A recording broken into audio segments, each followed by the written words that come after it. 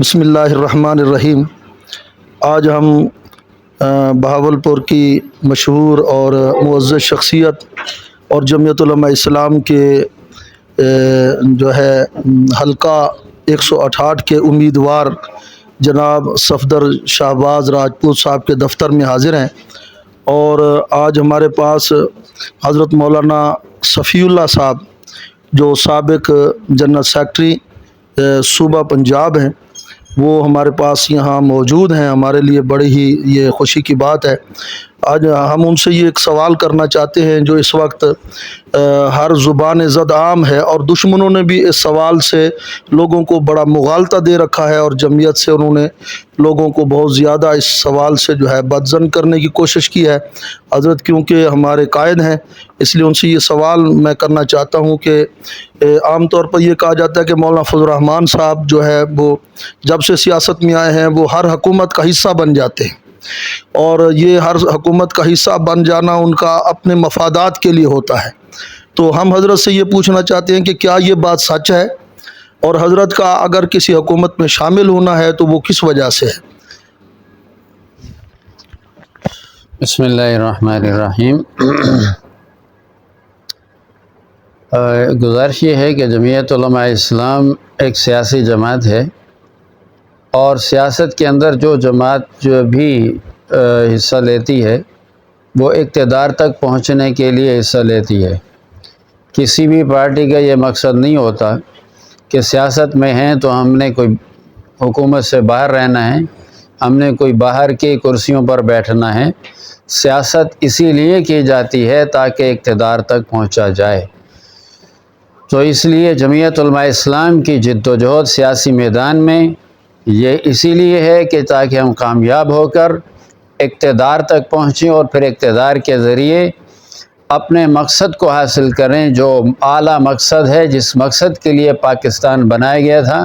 اور وہ لا الہ الا اللہ کا نظام ہے۔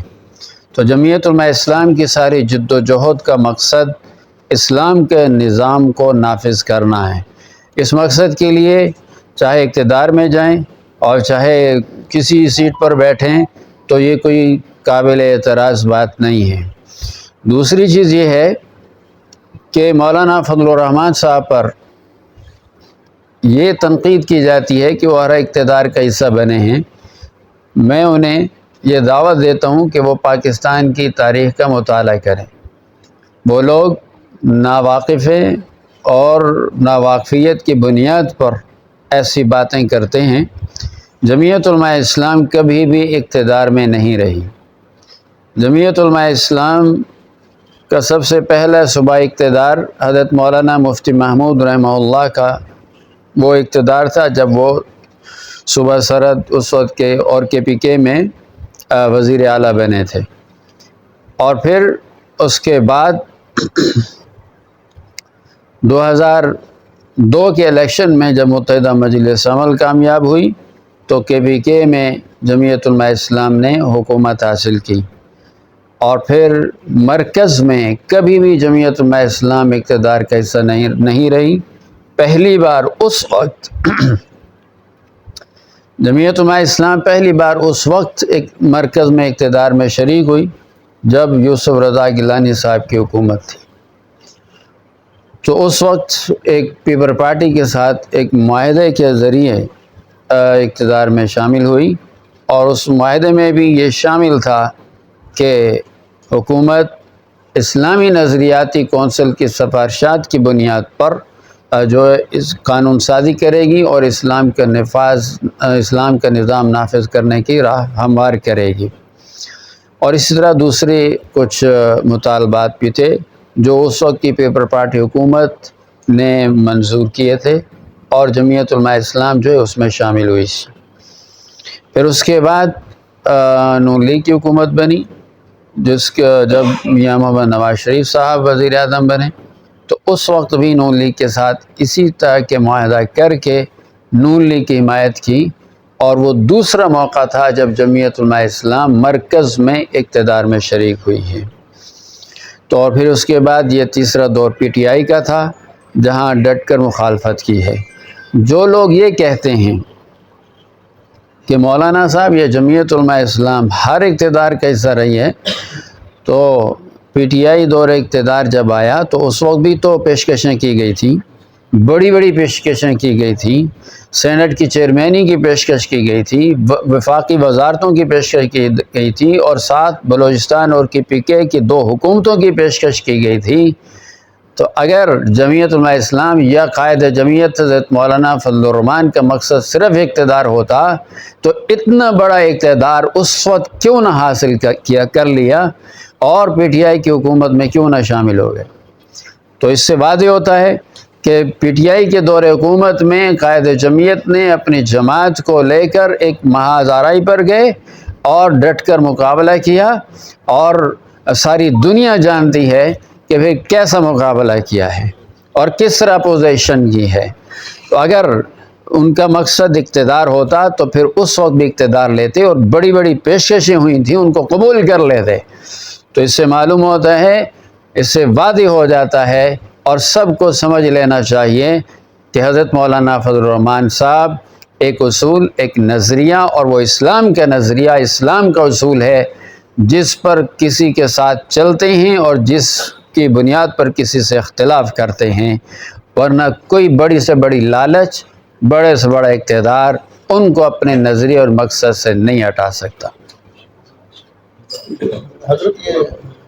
جنرل ضیاء کی حکومت آئی شروع میں، تو مولانا فضل الرحمن صاحب کا وہ آغاز تھا سیاست کا، تو اس میں مولانا شامل نہیں ہوئے، اور ان کے بعد جو حکومتیں آتی رہیں، تو ایک سوال یہ بھی کہتے ہیں کہ کبھی مولانا فضل الرحمن صاحب جو ہے وہ نواز شریف کے خلاف بیان دیتے تھے، کبھی ان کے خلاف محاذ آرائی کرتے تھے، اور اس دفعہ انہوں نے پورا جو ہے نواز شریف کا ساتھ دیا،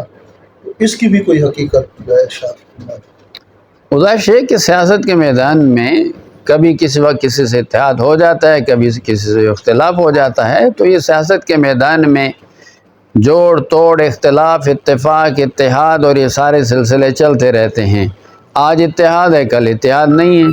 آج اختلاف ہے، کل اختلاف ختم ہو گیا۔ تو یہ تو سیاست کے میدان میں ہوتے رہتے ہیں۔ آج پیپل پارٹی، نون لیگ آپس میں ایک جو ہے کتنی بڑی محاذ ہوتا تھا، آج وہ ایک ہی جگہ بیٹھے ہیں۔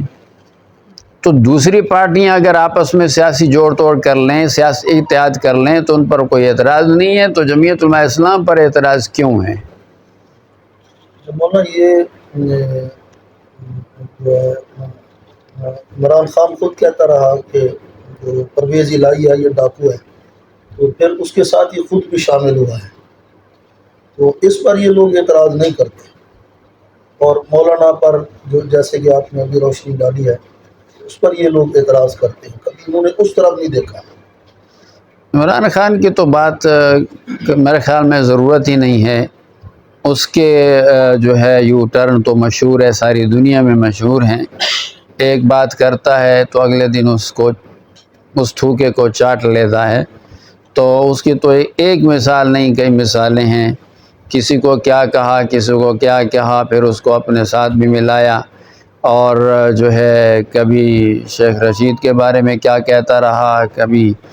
اسے پرویز الہی کے بارے میں کیا کہتا رہا، جن لوگوں کے بارے میں انہوں نے کہا، اور آج جو ہے ان کو اپنے ساتھ بٹھائے ہوئے ہیں۔ تو اس کی کسی بات کا اس کی کون سی بات ہے جو کو معیاری قرار دیا جائے اور اس کو بطور مثال پیش کیا جائے؟ تو میرے خیال میں جو جتنی بات اس نے اپنی پاکستان کی سیاست کو گدلا کیا ہے اخلاقی اعتبار سے اور تہذیبی حوالے سے، تو میرے خیال میں پاکستان جہاں بھی وہ ہوا وہاں گند ہی کیا اس نے، اور سیاست کو بھی گدلا کیا اس نے، اور سیاسی ماحول کو، ایوان کو بھی اس نے گدلا کیا ہے۔ قومی اسمبلی جو ایک ہمارا ادارہ ہے، سینٹ ایک ہمارا ادارہ ہے، وہاں پر ہمیشہ جب بھی کسی نے گفتگو کی، ہزار اختلاف کے باوجود، ہزار مخالفت کے باوجود، لیکن ایک مہذب اور جچے تلے انداز میں ہمیشہ وہاں پر بات ہوئی ہے۔ کسی پر اگر تنقید بھی کی ہے تو جچے تلے انداز میں تنقید کی گئی ہے، اور بڑے ڈٹ کر مخالفت کی گئی، بڑے ڈٹ کر تنقیدیں کی گئیں۔